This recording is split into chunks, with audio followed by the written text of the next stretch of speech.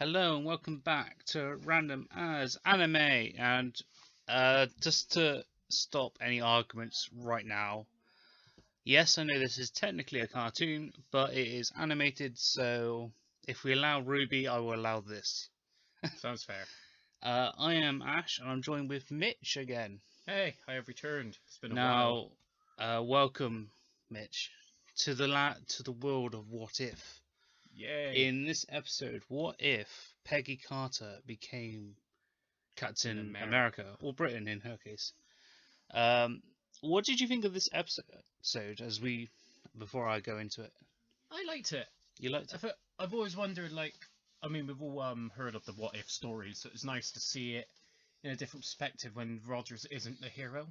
Well, yeah, not the hero in the limelight, so to speak. With He's more of the background. This episode, what happens is Peggy Carter never went up into the booth when Steve was about to get his injection. So, before the assassin went in to shoot instead of shooting the scientist, he set off a bomb and it disrupted the experiment.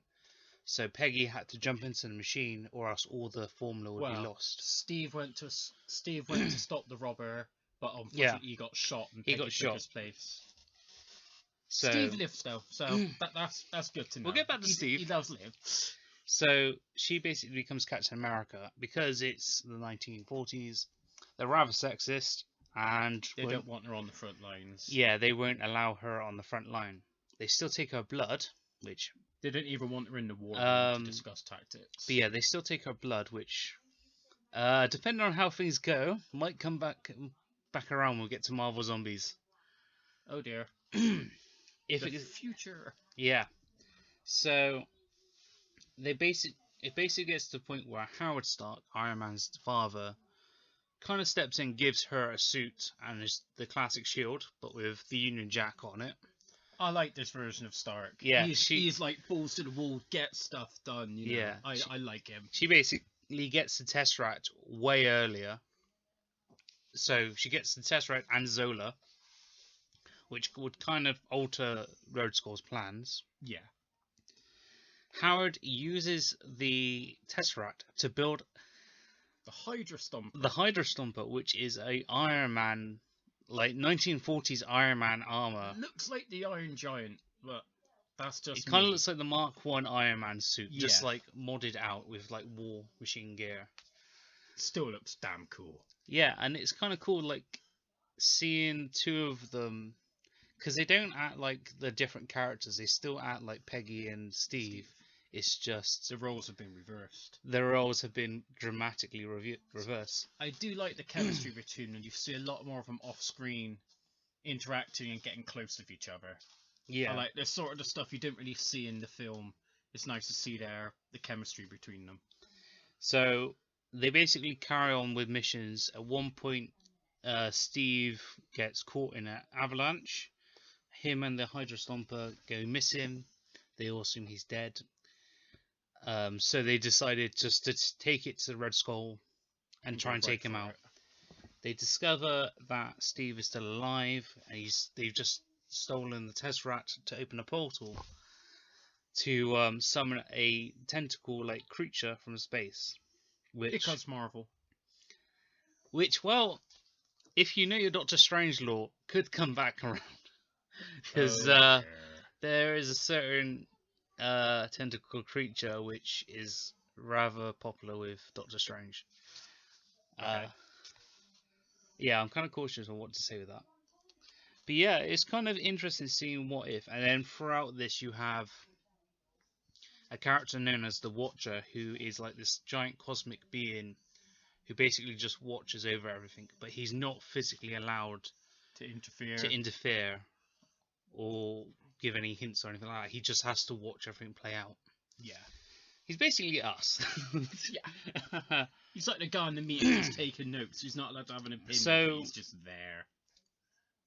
Because you've obviously seen Captain America, the first one. Yeah. What do you think of this one compared to that one?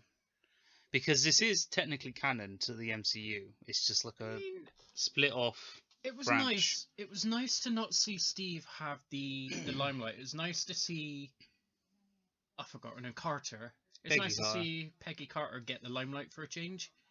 Because to just see her in the background, she's just there writing stuff on maps. It was nice to see how she would interfere and take charge. Oh yeah, she always had it in her.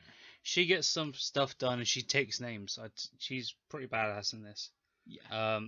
But I mean, she was pretty badass in the original MCU continuity as well, because she formed Shield and all of that, which is pretty cool. It was just nice seeing her actually take charge and actually take it straight to Hydra. Yeah.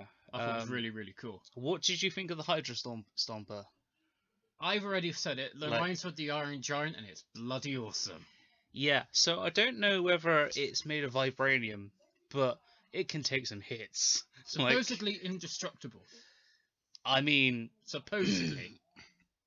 It has a major power issue, but other than that... But it didn't break. It didn't break. It didn't dent or break, it survived. Yeah. Just ran out of batteries. It just ran out of charge. That's what happens when you don't get the Tesseract. Yeah, I think they must have just plugged the whole thing in, rather than just drained it. Yeah. So... they charged it. They just shoved the whole thing. You overcharged it, and boosh, it went bye-bye. But yeah, that was quite cool seeing that. It was also kind of interesting seeing how some of the other characters are slightly different as well. Like Howard Stark and Bucky are a lot more comedic. Howard took the initiative. Yeah, it's like, get me to the comps and I'll do sciencey stuff. I liked how he said that. I'll do science stuff. Peggy just corrected him and Bucky were a lot more comedic as well. They had a lot more lines, and it's definitely worth checking out if you want to watch it. I thought it was really, really good. So, yeah, it's also kind of nice because some of the voice actors who are in this are also in the MCU as well. So, I don't think they're all from the MCU, because I think there was a couple of... I recognised the majority of the voices. Yeah, no, I think there was a couple of timing issues where they had other films they had to do. COVID as well. Of course. So. But it still makes you feel at home. Yeah, no, it's definitely... You could just jump right into it. Because I would love to see her in live action now. That would be quite cool. Yeah, I want to see it now. I mean, we're going into some multiverse with Doctor Strange, so who knows? Anyway. And Spider-Man, come on, Spider-Man. Well, there is a What If Spider-Man coming up. He's a zombie hunter winning that one. So he gets a cape. Isn't there one where Grandpa becomes Spider-Man, or am I just imagining that? That's in the comics. Anyway, move. That's for another video. That was Marvel What If Episode 1. If Captain Carter becomes Captain America. If Peggy Carter became Captain America. Same thing.